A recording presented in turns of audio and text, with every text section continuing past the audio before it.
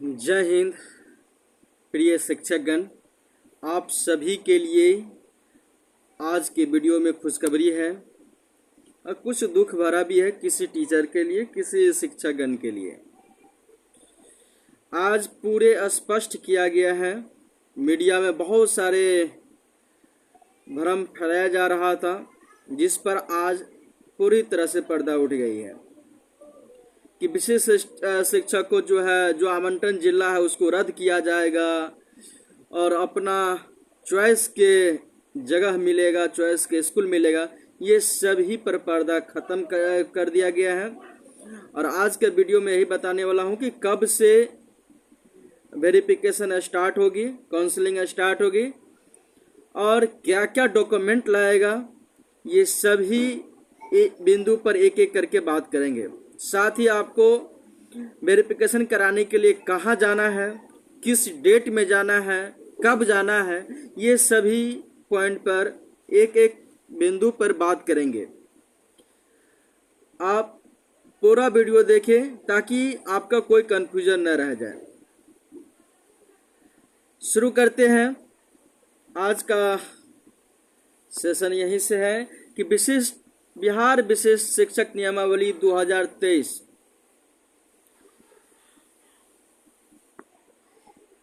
के परिपक्ष में स्थानीय निकाय शिक्षकों का सक्षमता परीक्षा 2024 फरवरी मार्च 2024 में आयोजित किया गया था। ये सब कहानी है, लेकिन मेन जो बात है यहाँ से ये सभी शिक्षक अभ्यर्थी अपने परिणाम के अतिरिक्त यह भी देख सकते हैं कि उन्हें नियुक्ति हेतु कौन जिला आवंटित किया गया है। सभी सम्मानित अभ्यर्थी को वेरिफिकेशन हेतु उपस्थित होना है। यहाँ पर स्पष्ट किया गया कि सभी अनुशासित शिक्षक, पुस्तकालय अध्यक्ष की वेरिफिकेशन उन्हें नियुक्ति हेतु आवंटित जिला के डीआरसीसी में की जाएगी। वेरिफिकेशन के लिए तिथि एवं टाइम स्लॉट का निर्धारण मुख्यालय स्तर से किया जाएगा। ध्यान दीजिएगा, स्पष्ट ध्यान आपको क्या देना है कि आपका जो आवंटन जिला है उसी जिला में जाके आपको वेरिफिकेशन कराना होगा।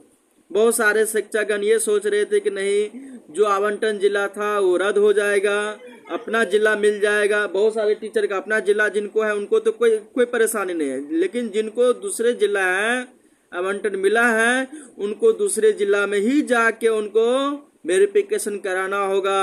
और ये भी आप समझ लीजिए कि आपका नौकरी जो है उसी जिला में जाके होगा। ये नहीं कि आपको वेरिफिकेशन वहां कराए और आपका फिर ज्वाइनिंग आपका अपना जिला में होगा। ये कदापि नहीं होने वाला है। चलिए आगे बढ़ते हैं। वेरिफिकेशन पूर्वाह्न 9 बजे से प्रारंभ की जाएगी तथा यह निम्नलिखित 5 टाइम स्लॉट में संपन्न होगी। यानी ये स्लॉट जो है 5 टाइम का बनाया गया है, जो आपको लगभग 1.5 घंटा का बनाया गया है। जैसे 9 बजे से 10:30 बजे तक, ठीक है, 5 स्लॉट में बनाया गया है। क्यों बनाया गया है इस पर भी विस्तृत बात होगी। चलिए यहाँ पर ध्यान दीजिएगा। यानी 9 बजे से शुरू होकर 4:30 बजे तक ये वेरिफिकेशन चलेगा। इसके साथ में यदि आप ध्यान देते हैं तो यहाँ पर आ जाइए। वेरिफिकेशन हेतु शिक्षकों की कोटि के अनुसार तिथि का निर्धारण निम्नवत किया जाता है। यानी आप किस कोटि में शिक्षक है उसी के अकॉर्डिंग आपको वेरिफिकेशन कराना है, उस डेट में जाना है। ऐसा नहीं कि आप स्नातक कोटि के शिक्षक हैं, आप 1 तारीख के चले गए वेरिफिकेशन में, ये तो फिर आपका वेरिफिकेशन नहीं होगा। ये बात भी ध्यान रखिएगा। इसीलिए आप अपना टाइम के अनुसार ही जाइएगा। इसीलिए पूरा वीडियो देखिए ताकि आपको एक एक पॉइंट समझ में आए। आपको क्या क्या डॉक्यूमेंट लेके जाना है इस पर भी हम विशेष बात करेंगे। ये नहीं कि वहां पर गए और डॉक्यूमेंट कमी है जिसके चलते हम वापस आ गए। इसलिए ऐसा काम नहीं कीजिएगा। और साथ ही आपको ये भी बताने वाले हैं कि आपको छुट्टी ये वेरिफिकेशन के लिए कितना दिन ऑफिशियल रूप से किया गया है, ठीक है।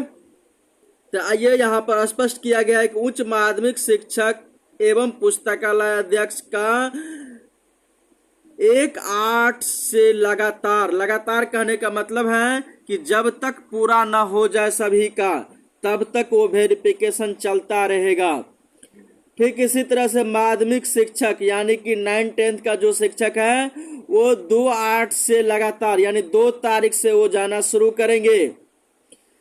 साथ ही स्नातक कोटि के सभी शिक्षक 3-8 से लगातार जाएंगे, मतलब 3-8 से शुरू होगा उनका काउंसलिंग और तब तक जाएंगे जब तक पूरा न हो जाए।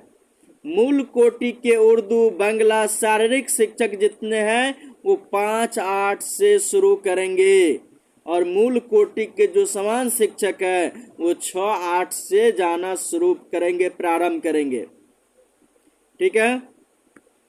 अब यहाँ पर ये जो टाइमिंग है, डेट है, वो मुख्यालय अपना तरफ से भी संशोधित करेंगे कि कौन सा प्रखंड को, कौन सा स्तर को किस स्तर से करेंगे, वो पूरी तरह से मुख्यालय स्तर से किया जाएगा। क्या चीज? उपस्थित होने के लिए जो है आपको किस अभ्यर्थी को किस स्लॉट में किस तिथि को वेरिफिकेशन हेतु उपस्थित होना है, इसका निर्धारण मुख्यालय स्तर से किया जाएगा तथा यह विभागीय वेबसाइट पर उपलब्ध होगा। साथ ही इसका सूचना संबंधित अभ्यर्थी को दी जाएगी। जहां तक मेरा अनुभव कहता है कि आपको मुख्यालय स्तर से तिथि के साथ साथ सब्जेक्ट भी निर्धारित किया जाएगा। यहाँ पर उच्च माध्यमिक किया गया है, उच्च माध्यमिक में बहुत सारा सब्जेक्ट आता है, तो तिथि के साथ साथ इसका सब्जेक्ट भी निर्धारित किया जाएगा कि कौन सा तिथि में कौन सा सब्जेक्ट के टीचर आएंगे, ताकि वेरिफिकेशन कराना आसान होगी और किसी का कोई कठिनाई नहीं होगी।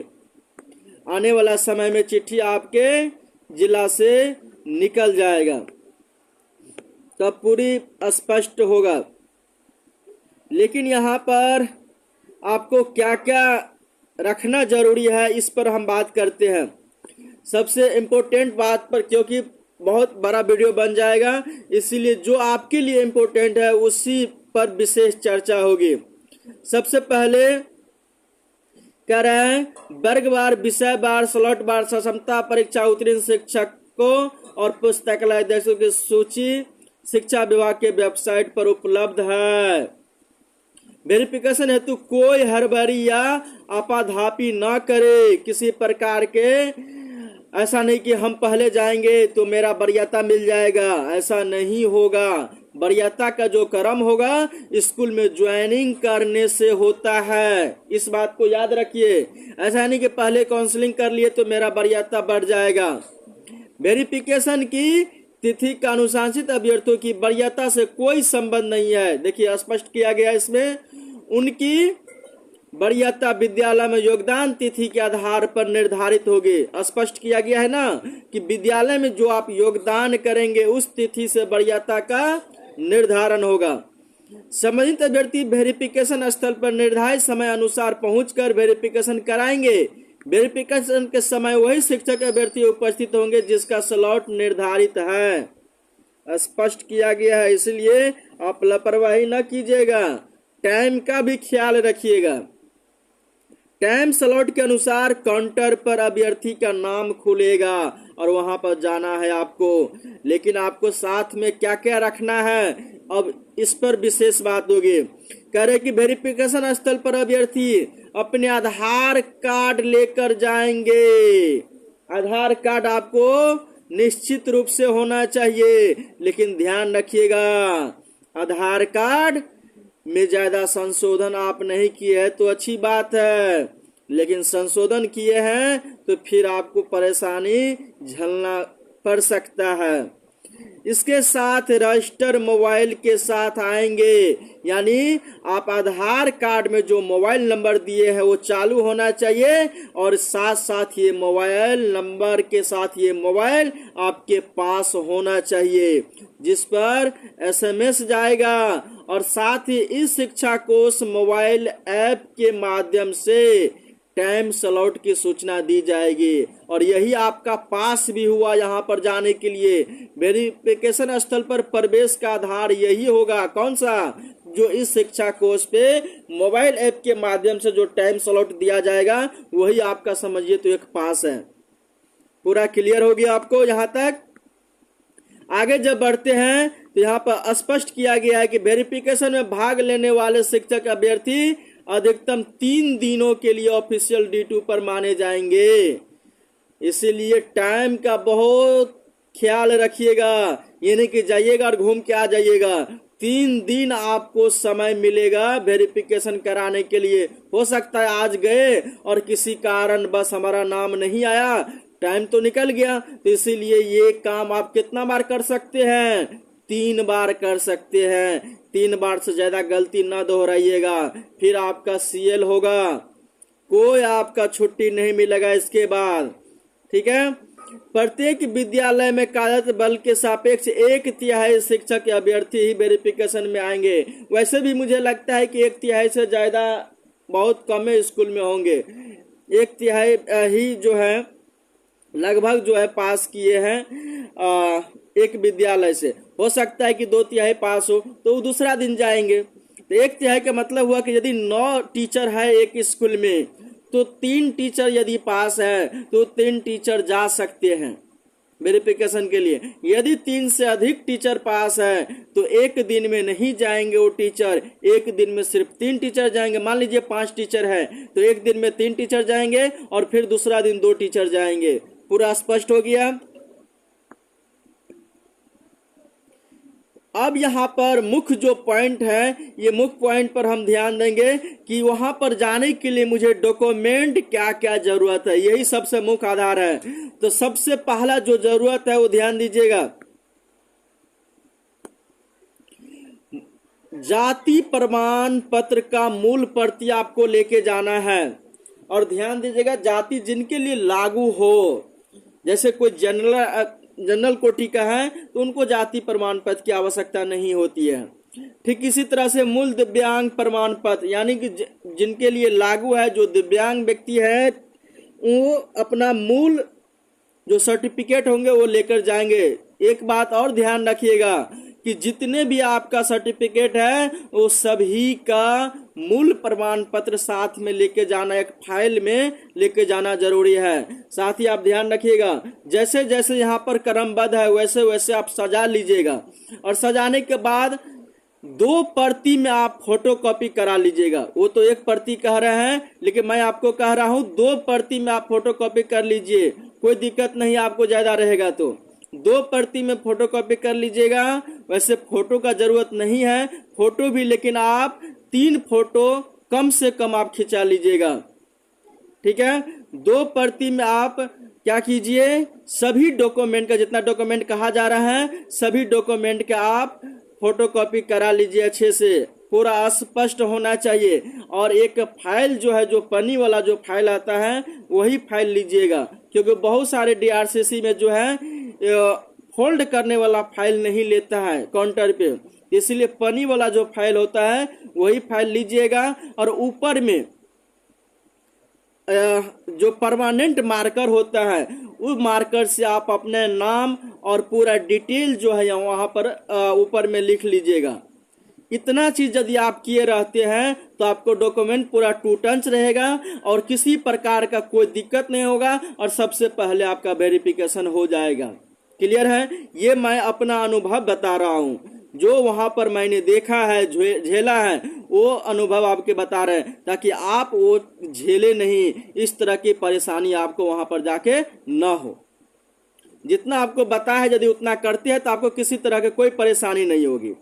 आगे बढ़ते हैं। क्या क्या आपको चाहिए? मूल आधार कार्ड, यानी आधार कार्ड आपको मूल लेकर जाना है। इसके बाद नियोजन पत्र जो आपको मिला था, जिस आधार पर आपको नौकरी हुआ था, वो नियोजन पत्र लेकर जाना है। मैट्रिक प्रमाण पत्र लेकर जाना है। इंटरमीडिएट प्रमाण पत्र लेकर जाना है। स्नातक प्रमाण पत्र लेकर जाना है, यदि आप स्नातक कोटि के है तो, नहीं तो इंटरमीडिएट कोटि का मतलब है तो उसमें आप जहां तक आपको अंतिम योग्यता है वही आप लेकर जाइएगा, जहां तक आप लगाए हैं। यदि आप स्नातक का डिग्री नहीं लगाए तो नहीं लेके जाना है।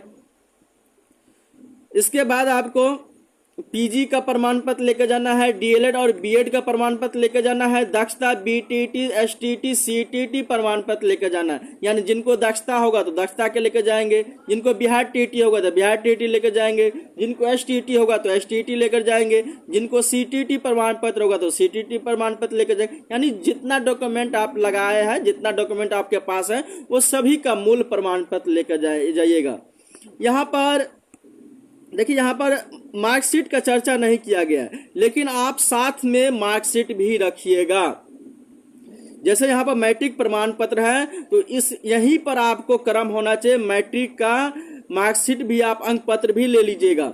इंटरमीडिएट प्रमाण पत्र है तो वहीं पर नीचे में आप फाइल में इंटरमीडिएट का अंक पत्र भी रखिएगा। यदि आप स्नातक कोटि गए तो स्नातक के प्रमाण पत्र पहले दीजिएगा, फिर इसका अंक प्रमाण पत्र भी दीजिएगा, ताकि वहां पर जब जरूरत पड़े तो आपको फिर घर आने की आवश्यकता न पड़े।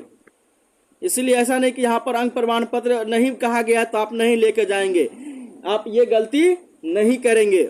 निश्चित रूप से प्रमाण पत्र के साथ साथ आपको अंक पत्र भी लेके जाना है। स्पष्ट हो गया? अब यहाँ पर साथ में और आपको क्या लेके जाना है, तो देखिए, एक साथ में और आपको लेके जाना है बिहार विद्यालय परीक्षा समिति द्वारा आचार संहिता परीक्षा का मूल प्रवेश पत्र। यानी जो आप परीक्षा दिए हैं उस परीक्षा का मूल प्रवेश पत्र, ये आप धोखा न कीजिएगा। ये इतना डॉक्यूमेंट के सबसे लास्ट में फिर रखिएगा मूल प्रवेश पत्र। इसके साथ साथ आपको देखिए, यहाँ पर स्पष्ट कहा गया पासपोर्ट साइज का 3 फोटोग्राफ, जैसा कि समिति द्वारा आयोजित की गई क्षमता परीक्षा शामिल हेतु समिति में भेजा गया था। यानी वैसे तो कह रहा है, लेकिन कोई दिक्कत नहीं है, करेंगे जो आप परीक्षा टाइम जो फोटो दिए है वही फोटो आप लीजिएगा, तो कोई उतना हड़बड़ी नहीं है। यदि आपका है तो अच्छी बात है, नहीं है तो दूसरा फोटो भी चल सकता है। लेकिन आप फोटो नीचे देखिए, पहले भी आपको पहले ही बता दिए थे कि 3 फोटो कम से कम होना चाहिए, लेकिन 5 फोटो आप रखिएगा, ज्यादा आसान होगा। 5 फोटो आप रखिएगा वहां पे। इसके साथ साथ आप अपने जो भी आपके बैंक में खाता होंगे, ज्यादातर तो एसबीआई बैंक में ही होते हैं, लेकिन कोई भी बैंक में होगा तो उसका कैंसिल चेक बुक रखिएगा, कैंसिल चेक रखिएगा। या फिर कैंसिल चेक आपके पास नहीं होगा तो पासबुक का ओरिजिनल तो आपके साथ होना ही चाहिए, लेकिन एक नहीं 2 फोटो कॉपी आप करा लीजिएगा। क्लियर है? सभी का जैसे जैसे आपको लिस्ट बनाया गया है वैसे वैसे आप एक अरेंज करके आप स्टेपलर करेंगे, पिनअप करेंगे और एक फाइल में रख के और फाइल के ऊपर में अपना नाम, बायोडाटा लिख के आप जाएंगे। क्लियर है? और आशा नहीं, पूर्ण विश्वास है कि आपको कहीं से कोई परेशानी इसके बाद आपको नहीं होगा। और बाकी जो आपको चीज है वो सब आपको ज्यादा जरूरत नहीं है। जो मुख्य पॉइंट था उस मुख्य पॉइंट पर हम विशेष चर्चा कर लिए हैं। तो यदि आप पूरा वीडियो देखे हैं तो आपको तहे दिल से शुक्रिया। आप अपने साथियों के पास वीडियो शेयर कर दीजिए ताकि उनको भी जानकारी मिल सके। वीडियो को लाइक कर दीजिए। यदि अभी तक आप सब्सक्राइब नहीं किए हैं तो चैनल को सब्सक्राइब करके रखिए, ताकि कोई भी इस तरह की सूचना हो तो आपको सबसे पहले मिले। फिर मिलते हैं अगले टॉपिक लेके, अगले सूचना लेके। जय हिंद, जय भारत।